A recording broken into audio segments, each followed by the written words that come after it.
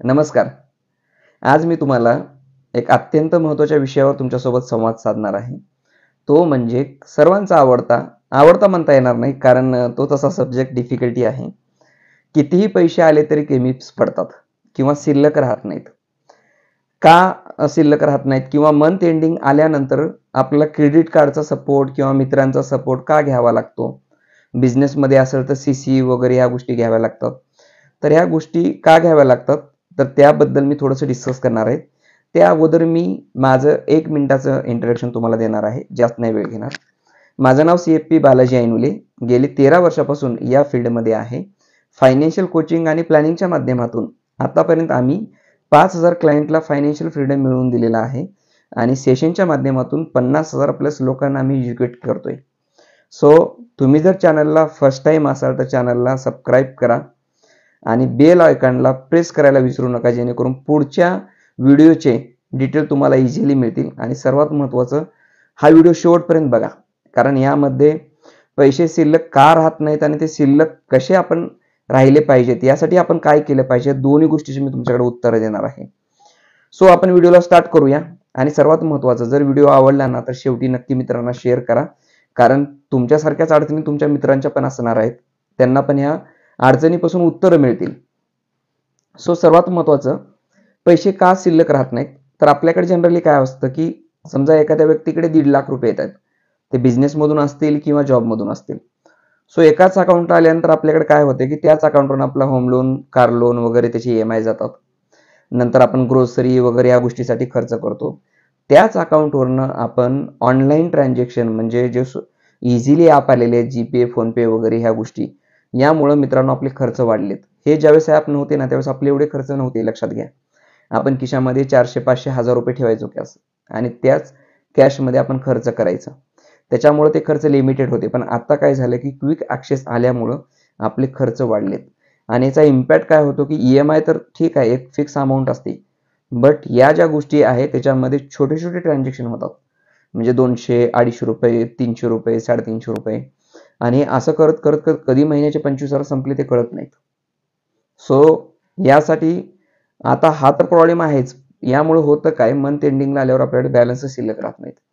So प्रत्येकाचं सूत्र असंच आहे की EMI गेल्यानंतर घर खर्चासाठी एक 40-50 हजार रुपये लागतात आणि 40-50 हजार रुपयाची शिल्लक राहतात.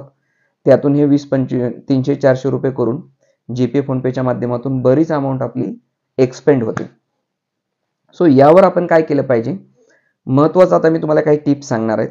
सर्वात महत्त्वाचं, ज्यावेळेस तुमच्याकडे एका अकाउंटला 1.5 लाख रुपये आले, तर तुम्ही तुमचं महिन्याचं ऑनलाईन ट्रान्झॅक्शन जे आहे छोट्या छोट्या गोष्टीचं, त्याचं लिमिट सेट करा. जसं आपण पूर्वी वॉलेटमध्ये 1000 रुपयेच ठेवायचं कॅश म्हणून, आणि मग ते 1000 रुपयेच आपल्याला 15 दिवस आपण खर्च करायचा, ते आपण लिमिट सेट केलं होतं. तसंच तुम्ही एक लिमिट सेट करा की मला ऑनलाईनला किती लागतात, ॲक्च्युअलमध्ये 5 ते 10 हजार रुपये लागतात. तेवढेच पैसे एका सेपरेट अकाउंटला ट्रान्सफर करायचे आणि त्याच अकाउंटवरून खर्च करायचे. काय होतं की 1.5 लाख रुपयामधून 200 रुपये खर्च केले, 500 रुपये खर्च केले तर लक्षात येत नाहीत. पण 10,000 मधून जर तुम्ही 500 रुपये खर्च केले तर तुमच्या 100% लक्षात येतात. याचा फायदा काय होईल, तर तुम्ही स्वतःचं 10,000 लिमिट ठेवल्यामुळं अनावश्यक जो काही खर्च आहे तो तुमचा तिथे स्टॉप होईल. दुसरं महत्त्वाचं, लोन EMIचं अकाउंट सेपरेट करा. म्हणजे काय होईल की लोन EMI आल्यानंतर इमिडिएटली ते अकाउंटवरून जातील. फॅमिलीसाठीचं एक अकाउंट सेपरेट ठेवा, जेणेकरून तुमच्या फॅमिलीचा घर खर्च वगैरे ते सर्व जातील. आणि एक सेव्हिंगसाठी अकाउंट एक आपलं सेपरेट ठेवा. महिन्याला एक्झाम्पल सांगतो, जर 1.5 लाख येत असतील, तुमचा 70,000 रुपये जर EMI जात असेल सर्वच, 30,000 रुपये तुमचा फॅमिली खर्च असेल आणि तुमच्याकडे 50,000 शिल्लक राहतात, त्यातले तुम्ही 10,000 रुपये स्वतःच्या खर्चासाठी बाजूला काढले, फोनपे, जीपेवरनं जे करायचे आहेत ते. राहिले किती मित्रांनो? 40,000 रुपये. ते 40,000 रुपये तुम्ही अशा अकाउंटला ठेवा की जिथं तुम्ही जीपे, फोनपे त्याला लिंक करणार नाहीये. आणि ते पैसे काय होतील की महिन्याचे 40,000 राहत राहत शिल्लक राहत तुमचे 2.5 लाख, 3 लाख रुपये क्रिएट होतील दर 6 महिन्याला. आणि उद्या जरी काही इमर्जन्सी आली तर स्वतःचा बॅकअप राहील. क्रेडिट कार्ड, पर्सनल लोन घेण्याची वेळ तुमच्यावर येणार नाही. आणि सर्वात महत्त्वाचं, तुमचं सेव्हिंग खूप चांगल्या पद्धतीने इन्क्रीज होईल आणि पैसे पण भरपूर शिल्लक राहतील. सो हा जर फॉर्म्युला तुम्ही यूज केला तर नक्कीच तुम्हाला फायदा होईल. आणि जर हे तुम्हाला आवडलं तर कमेंटमध्ये तुम्ही रिप्लाय द्या की फॉर्म्युला इज वर्केबल या नॉन वर्केबल. या सेकंड थिंग्स, जर तुम्हाला हा व्हिडिओ आवडला तर तुमच्या फ्रेंड्स, मित्र, नातेवाईकांना पण शेअर करा, कारण हा प्रॉब्लेम कॉमन झालेला आहे. पैसे शिल्लक राहत नाहीत आणि पैसे शिल्लक राहण्यासाठी या स्टेप फॉलो करणं गरजेचं आहे. सो थँक्यू मित्रांनो, तुम्ही हा व्हिडिओ बघितलात. आणि पुढचा जो व्हिडिओ आहे आम्ही अशाच एक महत्त्वाच्या विषयावर घेऊन येणार आहोत. त्यासाठी चॅनलला सबस्क्राईब, लाईक आणि शेअर आणि बेल आयकॉनला प्रेस करा. थँक्यू.